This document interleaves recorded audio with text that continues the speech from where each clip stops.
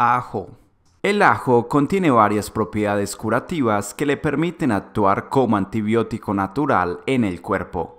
Parte un ajo a la mitad y ubícalo en la parte interior de tu boca por detrás de la mejilla y déjalo por 15 o 20 minutos cuando sientas el dolor. Si eres lo suficientemente valiente, puedes comerte uno para más efectividad, pero recomendamos ser precavido dado que el ajo es fuerte y puede causarte un dolor estomacal después. La información anteriormente expuesta no reemplaza la opinión médica y el uso de estos métodos siempre serán bajo su responsabilidad.